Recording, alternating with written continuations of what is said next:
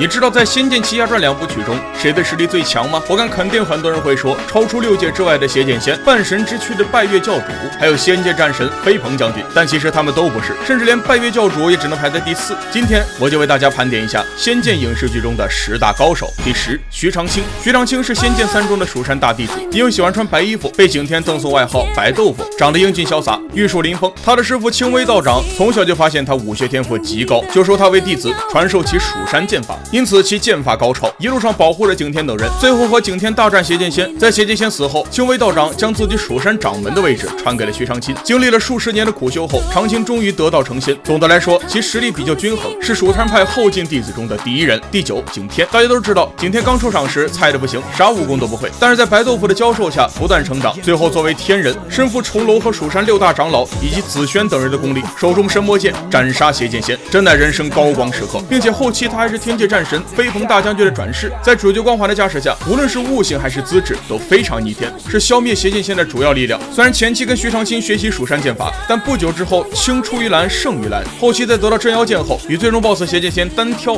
侥幸取胜。当然他平时的战力很一般，所以只能排在这个位置。第8，李逍遥。李逍遥是仙剑1中的男主角，性格顽皮但天资聪颖，是一位武学奇才，因一壶酒被九剑仙传授了蜀山仙剑派剑术，在仙灵岛与赵灵儿相遇，从此经历重重磨难，成长为一代旷世奇侠，后出任蜀山掌门，取道号一品，御剑行遍天下，行侠仗义，斩妖除魔。其实在电视剧中，直到电视剧完结，李逍遥并没有成长到真正的大侠阶段，所以单看影视作品中，李逍遥虽然头顶主角光环，并最终一剑击败拜月教主，但是其实力并没有达到顶级高手的行列，因此将其排在第8，大家应该没意见吧。第7，青微道长。他是蜀山掌门，同时也是人间的主宰，其地位相当于天帝在天界的地位，究其一生都是为保护人间安定。虽是蜀山掌门，但却和历代掌门不一样，他一改道士平常的严肃风格，是一位非常开明的道长。他的武力值相比于6界其他主宰还是偏低，毕竟人间是6界中最弱的一界。不过他的智慧怕是仙界3的第1人了，他的名言警句真是层出不穷。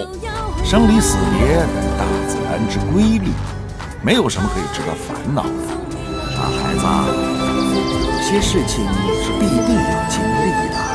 比如生老病死，只要是自然的，何必为他悲哀？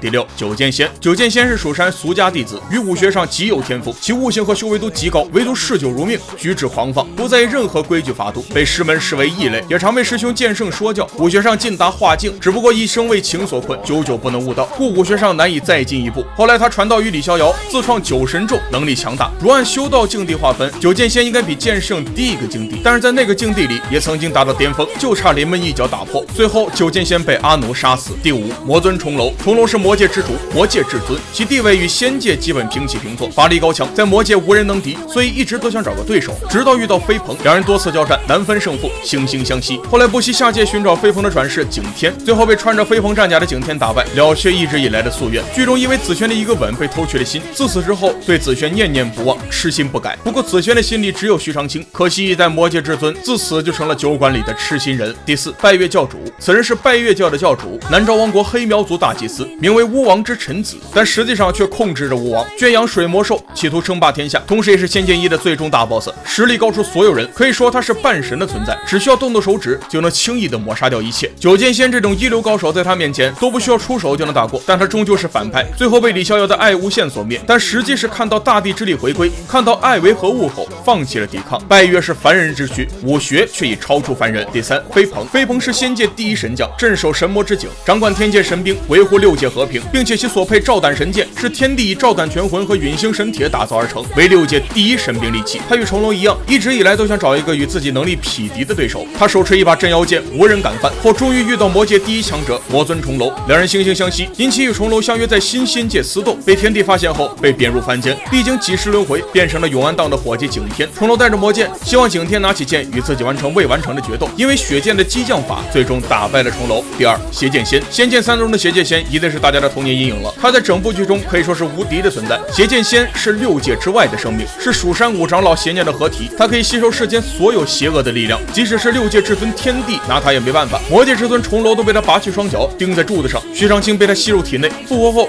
收服天妖皇和火鬼王，是仙剑3中最无解的存在。为了打败他，几乎牺牲了所有人，最终景天拿着魔剑和镇妖剑合铸的新剑和徐长卿里应外合才打败他，因此邪剑仙排在第2也是无可厚非的。第1，剑圣。胜，他是蜀山剑派宁字辈弟子，后成为蜀山仙剑派第26代掌门，人称独孤剑圣，后也被称为剑圣。独孤语云代表的是仙剑世界中固执刻板的一面，实力深不可测。就连九剑仙也曾说过，想要对付拜月，就只有他师兄剑圣可以做到。但是在影视作品中，剑圣已经达到物我两忘的境界，超然物外，不理凡尘，所以一直并未出手。但作为仙剑一中唯一活着的得道之人，实力已经接近仙界，是毋庸置疑的仙剑2部曲的战力天花板，排名第1，实至名归。